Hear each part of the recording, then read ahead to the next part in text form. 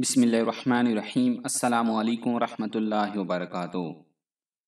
دوستو، خربوزہ کو جدید عربی زبان میں بطیخ کہا جاتا ہے، جبکہ قدیم عربی میں بطیخ سے مراد تربوز تھا۔ اسی لیے جتنی بھی احادیث مبارکہ اور تاریخی کتابوں میں بطیخ کا لفظ آیا ہے، محدثین نے اس سے مراد تربوز لی ہے، جبکہ جدید دور کے مترجم ان احادیث سے مراد خربوزہ لیتے ہیں۔ اس لیے طب کے ماہرین ان احادیث مبارکہ سے دونوں پھل مراد لیتے ہیں۔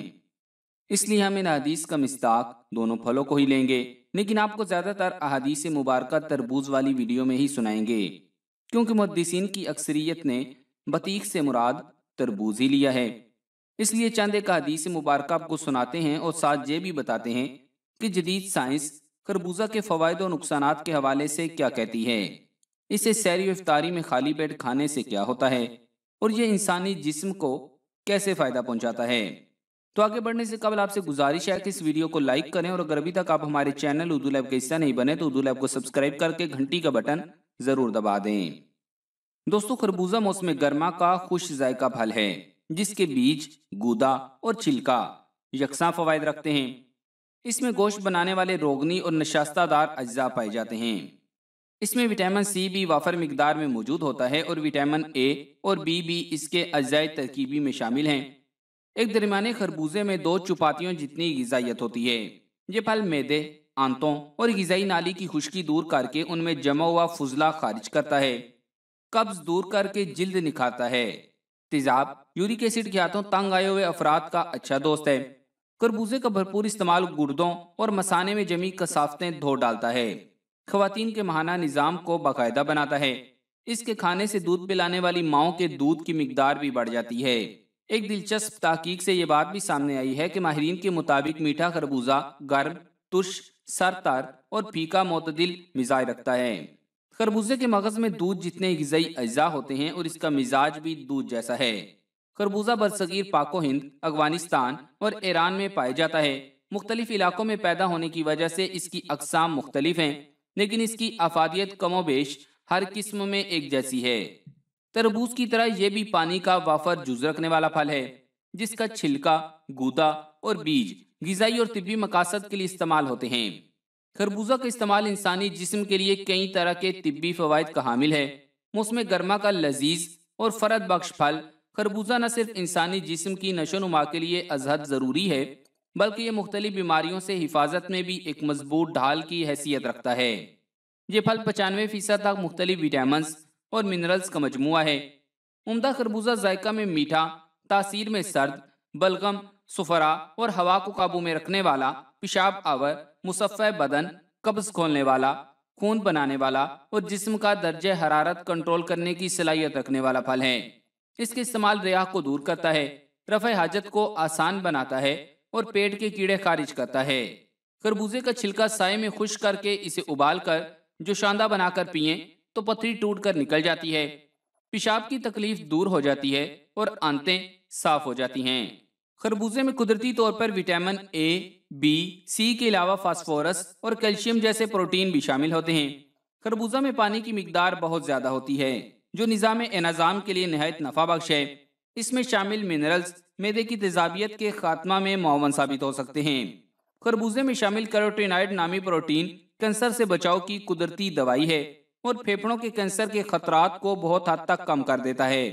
خربوزہ کینسر کی ان جڑوں کو ہی ختم کر دیتا ہے جو بعد ازاں انسانی جسم پر مضبوطی سے حملہ آور ہو سکتی ہیں۔ خربوزہ میں ایک خاص جز اڈینوسن خون کے خلیوں کو جمنے نہیں دیتا، اور اگر ایسا نہ ہو تو یہ چیز بعد ازاں ہارٹ اٹیک کے امکانات بڑھا دیتی ہے۔ خربوزہ جسم میں خون کی گردش کو معمول پر رکھتا ہے، جس سے ہارٹ اٹیک یا سٹروک جیسی بیماریوں کے امکانات نہایت کم ہو جاتے ہیں۔ جلد کی صحت کو بہتر بناتا ہے اور لمبے عرصے تک برقرار رکھنے کے لیے خربوزہ نہایت عمدہ غذا ہے۔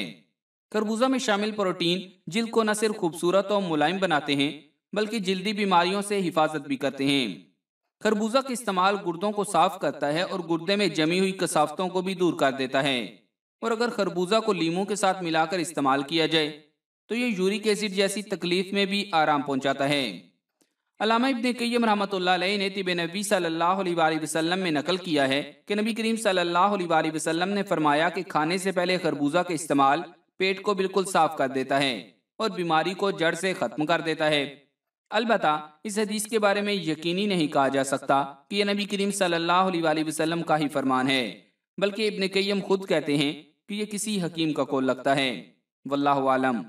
اس کے علاوہ بھی ایک حدیث مبارکہ ہے، وہ بھی آپ کو سناتے ہیں، لیکن اس سے قبل آپ کو بتاتے چلیں کہ اس پھل کو افطاری میں کھانے سے کیا فائدہ ہوگا۔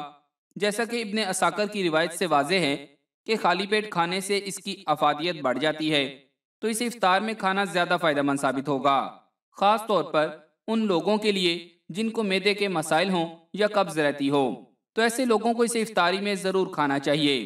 شمائل ترمذی اور مسند احمد میں حضرت انس رضی اللہ تعالیٰ عنہ سے روایت ہے کہ میں نے حضور اقدس صلی اللہ علیہ وآلہ وسلم کو خربوزہ اور کھجور اکٹھے کھاتے ہوئے دیکھا۔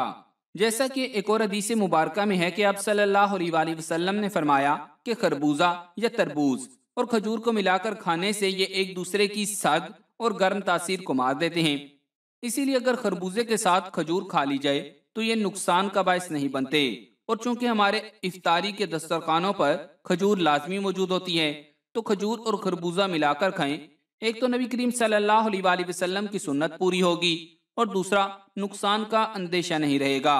پیارے دوستو، خربوزے کے اور بھی متعدد جدید طبی فوائد ماہرین طب بتاتے ہیں، جیسا کہ خربوزے میں کافی غذائی اجزاء ہوتے ہیں۔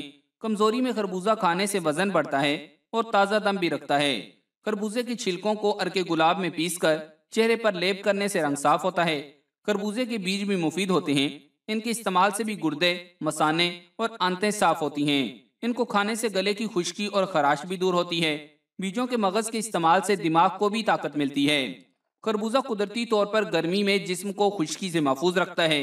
اس میں موجود وٹامن ڈی صحت کے لیے مفید ہے، جسم کے پٹھوں اور رگوں کو توانائی دیتا ہے، گرمی کی شدت سے بچاتا ہے۔ اس کے کھانے سے دل کو فرت ہوتی ہے، بس اتنی احتیاط کریں کہ بھرے ہوئے پیٹ میں زبردستی خربوزہ نہ کھائیں، اس لیے رات کو بھی کھانے کے بعد نہ کھائیں تو بہتر ہے۔ گرمی میں اسے ضرور کھائیں تاکہ جسم کو بھرپور توانائی حاصل ہو سکے۔ خربوزے کے چھلکے بھی حد درجہ مفید ہیں۔ اگر خربوزہ کو لیموں کے ساتھ ملا کر استعمال کیا جائے تو یہ یورک ایسڈ جیسی تکلیف میں بھی آرام پہنچاتا ہے۔ تو پیارے دوستو، خربوزہ کے سائنسی و طبی فوائد ایک طرف اور طب نبی صلی اللہ علیہ وآلہ وسلم میں بتائی گئی باتیں اس سے کہیں اہم ہیں۔ جب نبی کریم صلی اللہ علیہ وآلہ وسلم نے اس کی افادیت کا تذکرہ کر دیا تو ہمارے لیے اور کسی حجت کی ضرورت نہیں رہتی، لیکن اتنے زیادہ فوائد اس لیے بتائے جاتے ہیں تاکہ اس پھل کے کھانے میں رغبت ہو، لوگوں کو علم ہو سکے کہ یہ قدرتی پھل مہنگی دوائیوں سے زیادہ فائدہ مند ہوتے ہیں اور کس کس بیماری میں یہ آپ کو فائدہ پہنچا سکتے ہیں۔ اور ایک بات یہ بھی ہے کہ بعض لوگ بعض پھلوں کو پسند نہیں کرتے، تو جب انہیں علم ہوگا کہ یہ سنت نبی صلی اللہ علیہ وآلہ وسلم سے ثابت ہے تو وہ شوق سے کھائیں گے، اور طبی فوائد بتانے کا مقصد یہ ہے کہ وہ دوائی کے طور پر استعمال کریں۔ جیسے بھی استعمال کریں انشاءاللہ انہیں فائدہ ہی ہوگا۔ تو ہم امید کرتے ہیں کہ آپ کو آج کی اس ویڈیو سے بہت سی مفید معلومات ملی ہوں گی، تو اس ویڈیو کو لائک کر کے صدقہ جاریہ کی نیت سے فیس بک اور واٹس ایپ پر زیادہ سے زیادہ شیئر کر دیں۔ جزاک اللہ۔